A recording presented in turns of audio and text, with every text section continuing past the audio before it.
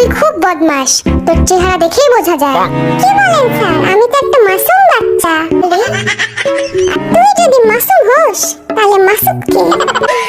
এই পিছের পোলা, 10টি পশুর নাম বল। 5টা গরু আর 5টা ছাগল স্যার। কি? Oh no no no no!